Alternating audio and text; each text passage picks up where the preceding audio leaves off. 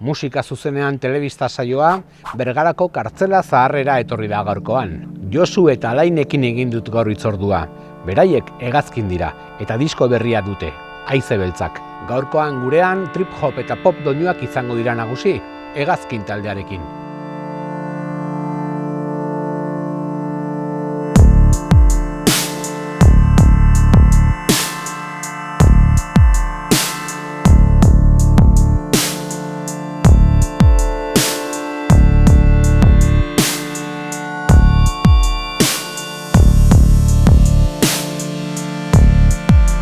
Bi haize boladen talka iluntasunean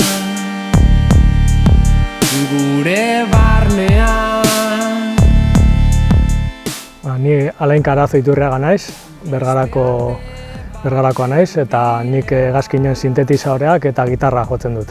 Ni Josu Isaias Villanueva Castro naiz, izuo, izenez ez izenez, eta nik kantatu ditut. Aurretik beste talde batzutan jotzen aritu ginen biok, eta momentu baten elkar ezagutzen genuen zehoze asko ez, eta Alain bere beste taldekin, hartzekin, elektronika taldekin Urretxoko gaztetxea juntzen jotzea, eta nik nahitu nituen.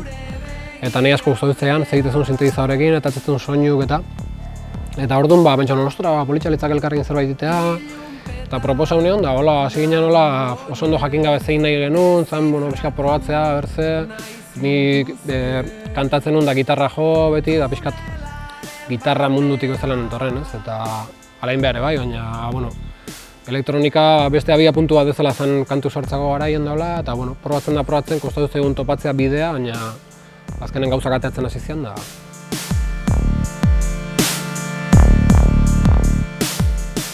Hegazkin taldea sortu aurretik, musika egitasmo ezberdinetan ibilitakoak dira musikariak. Esperientzia badute, baina hasi berrien ilusioa ere. Nik hegazkin aurretik eta oraindik jotzen ari naizen talde bat, Eihartz edo Eihartz deitzen da, audiovisual elektronika talde bat da, alde batetik musika eta irudiak proiektatzen, Jokin Guridiekin. Eta baita ere ibili naiz beste talde batzutan, baina oso kontzertu gutxi ematen, baina bai rock eta metal munduan ibilitakoa naiz. Gaztetan oso heavy metal zalea nintzen eta baita nire ikutu heavyak sartzen notzan kantuei, eta urteak aurrera elektronika ezagutu neban, eta aldaketa honekin heldu naiz hegazkin proiektu ontara. Ni hasi nintzen zarautzen, pixkat Putzuzulo gaztetxeko bueltan, da hasi nintzen pixkat musika jende aurren jotzen da, hasi nintzen, bai aurretik gitarra jotzen nola etxen pixkat, eta MKT taldean hasi nintzen, punk hardcore musika egiten, eta horreitu nintzen urte bastante, eta baita paraleloki kantautore bezala, bakarrik hasi nintzen, gitarra klasikoakin eta hotsez. Eta hortan nahitu nintzen lehenengo urtetan, eta gero Urretxo Zumarra bizitzea jo nintzenen Txost taldea osatu genuen. Eta baita bakarlari bezala bikote bihurtu ginen Kezmanekin, Isu eta Kezman izenekin. Eta ni orokorren beti gitarrakin nahitu naiz, ez? Beti gitarra jotzen eta kantuan. Eta niretzako berrikuntza handia da bai elektronikan hastea, eta baita jende aurren kantatzea gitarraik esku neuki gabe, ez?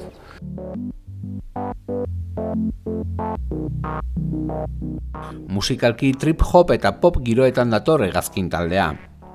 Finean, elektronikako instrumentuekin egindako pop musika bezala ulertu daiteke. Niri bereziki oso zaila egiten jat estilo batzekin definitzia gure musika. Lasai asko esan genezake hau elektronika dela, baina elektronika esatea baita nahiko konfusoa izan alda. Elektronika nahiko gauza orokorra da eta jendeak asko konfunduko zeban. Eta nik gehiago definituko nuke elektropop edo synth-pop bezala. Poparen ezaugarriak eta elektronikaren ezaugarriak nahaztuta. Azkenean elektronikako instrumentuekin egindako popa bezala da. Eta bai trip-hopa bezala baita aurkezten dugu. Gure lagun batek, Jokin, berak kantu bat entzun ostean ritmo motelengatik eta iruditzen jako nahiko masifatak estilora, eta horregatik definitzen dugu horrela. Guretzat estilo bat lortzea oso lan zaila izan da, 2 urteko lan bat izan da, eta hasieran kostata, kantuak estilo bat etaratzea, eta hau metafora bat jartzeko ketxuparen botea bezala da, joka eta bapatian 6 kanta etarazien, eta bai elementu aldetik danak oso antzekoak die, elementu berdinak die, baina bai landu ditugu erritmo desberdinak eta melodia desberdinak.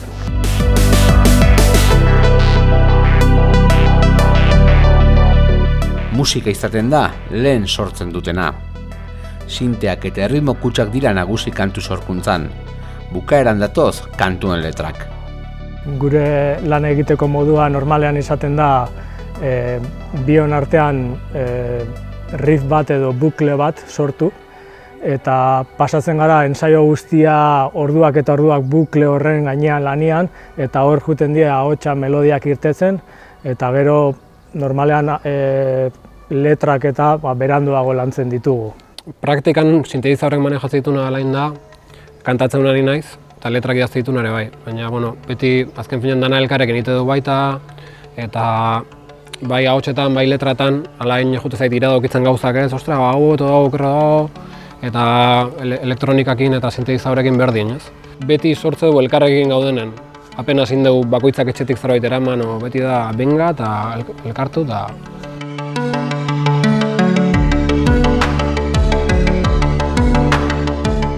Entsegu lokalean egiten dituzte kantuak eta hitzak. Erritmo baten gainean abiatu eta buklean aritzen dira emaitza lortu arte.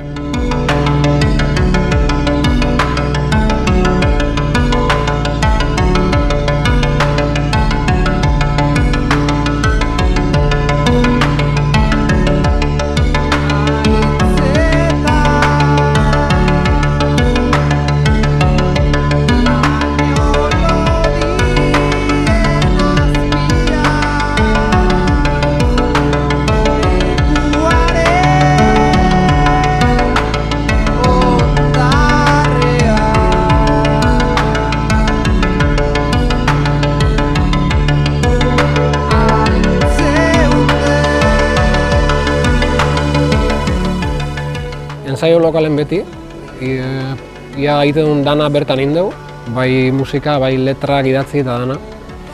Eta batez ere, sintetizadorren soinutatik abiatze geha, lokalen daukegun ekipoakin eta horko soinuakin, eta oso bertan sortutako soinu geha dana. Eta hori, abia puntua normalen izatea, alain aztea hor, sintetizadorekin saltxan, 20.000 soinu diferente ateatzen eta grabatzen jute gauzak baita gero entzuten, ostra, hau politxagoa da, hau, eta pixkat horretea abia puntu bat, da gero kantui forma ematen jute geha, elementu gehitzen, ahotsan non sartuko deun, erritmok baita bastante lantzen perkusiok eta nahiko sinplek dira, baina oso pentsauta dare golpeek eta buelta asko eman daude. Eta hola, hitz egea, hori, lehen esan duen bezala, sartzea izugarrizko bukletan, ordu pila pasatzeitu lokalen da... Bai, nik gehituko nuke normalean soinu pila probatzen ditugula eta Josu da, esaten da hau ondo dago eta guazen hau lantzera, bestela galdu itzen ginen soinuak topatzen. Bai, alain izugarri exigentea izan, bereatik dana botako genuke, ezago, baina ondo, eta ez da, hola, hitz egea.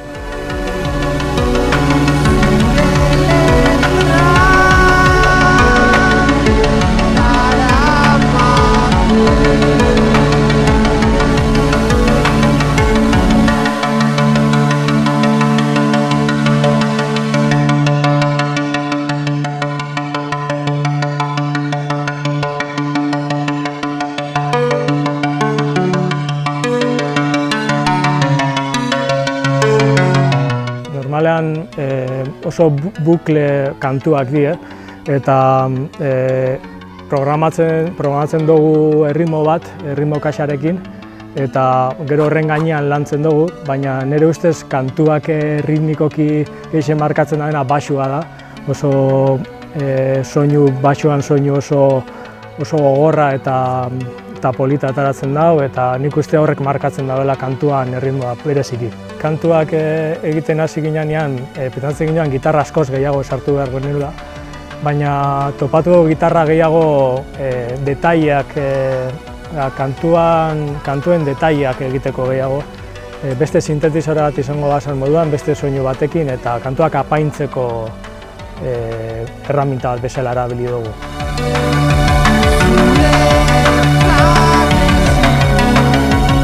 Haize Beltzak diskoa amodio kantu bat bezala irudikatzen dute.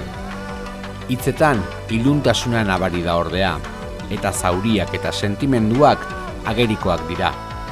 Bai, esan lehike disko nahiko trinkoa da bai dauken soinun eta baita letratan, bai. Pixkat dana historia baten barrun dago, edo ez da kontzeptuala deitu, baina nik ikuste ditut dana amodiozko kantu formatu baten bezala sartzea danak. Gero horren barrun beste gai batzuk jorratzea baita, gauza asko azaltzea, alderdi diferentek, baina dana pixkat zu bati kantatzaio denbo guztien. Eta da pixkat hori, amodiozko kantu baten egitura eukiko baluke bezala, nahiz eta gero beste gauza batzuk sartzean, ez? Baina bai, bada dana gauza bat bezala da diskoa, ez daude hola aparteko kantuko. Eta gero iluntasuna bastante dago, amodiozko kantu hien barrun, azaltzea gauza ilunak, negatibok, sentimendu, gorrak, zaurik ikustea hor, holako gauza da, ez? Orduan badauke iluntasun puntu bat, baina, bueno.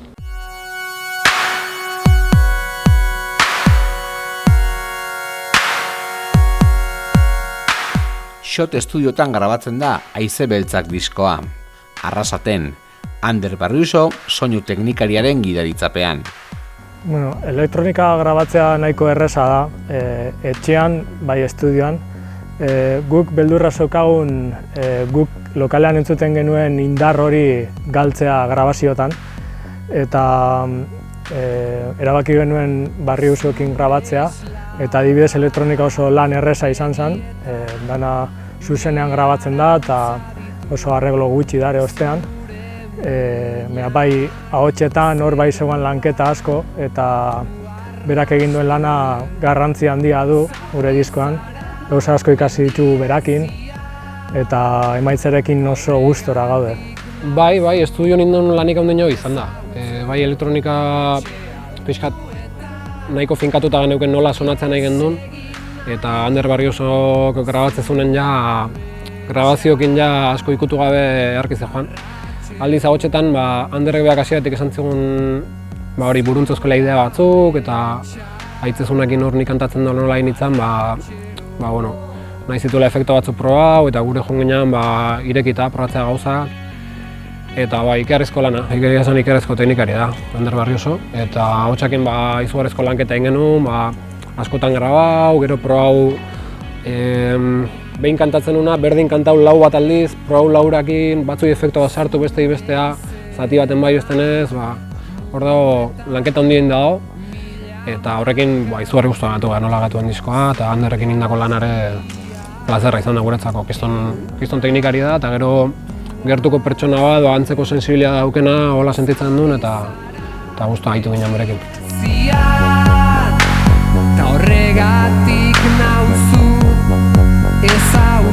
Diskoak Mukuru egitasmoaren babesean ikusi du argia. Hainbat sortzaile biltzen dituen kolektibo interesgarrian. Bueno, Mukuru musika talde ezberdinan kolektiboa da, ontsi 12 talde gare. Eta sortu zen pixkat musika mundun elkar hartze bilatze batetik. Azkenen musika mundua nahiko gauza individualista da, ultrakapitalista, nola esatea, lehiakorra, orokorrean ez, pixkat jasotze duen zea hori da beti ez. Eta hemen saiatze geha, elkarrekin jarduten, horizontaltasuna bilatzen, elkar laguntzen, elkarren gauzak aitu, elkarri aholkuk eman, eta gero, gauza asko dotea kudeatzeko, kontzertua, grabazio, ez da izen bila gauza, eta saiatze geha, pixkat elkarrekin aitzen hortan, ez, aldan egin. Eta hola elkartu ginen, eta sortu genuen kolektiboa, mukuru.eus webgunea baita, non gure informazioa azaltzean. Eta eharra guretzako ni lehendik ja beste dauzketen bitaldekin izuotak ezman eta txost horra itzen itzan. Eta hegazkinekin hasi ginean, alain mukuru zalea zen lehendik. Eta hor sartu ginen hasieratik eta gustu handiz. Bueno, diskoa entzun daiteke mukuru.eusen, hegazkineko atalian, baita disko formatuan etara dugu, gure kontzertuetan eskuratu aldana, eta baita gure emailera hegazkin@mukuru.eus guri idatzita, bialduko genuen diskoa etxetara.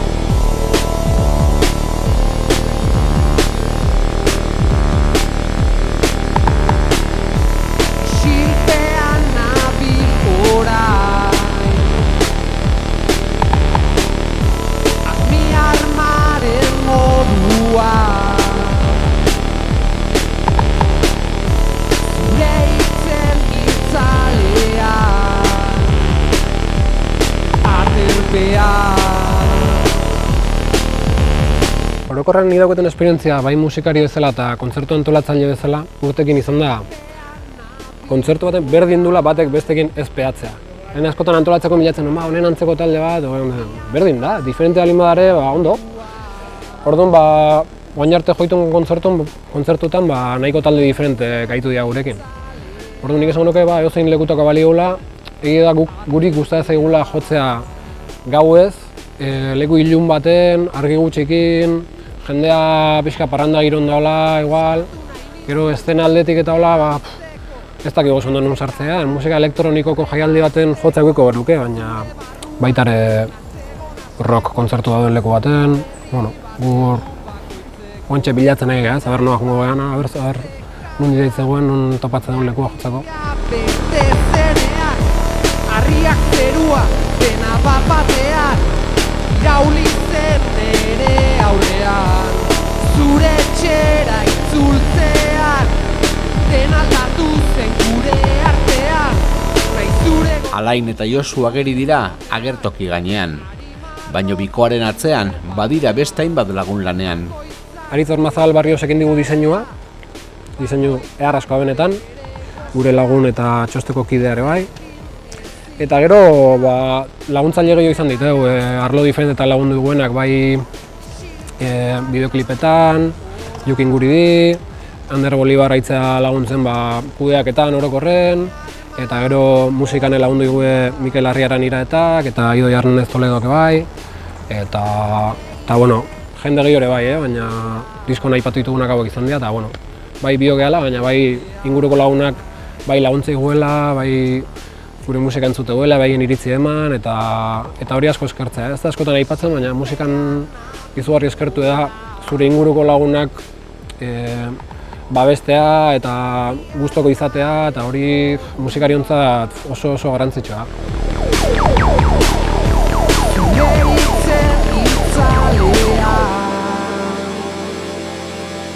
Aterpea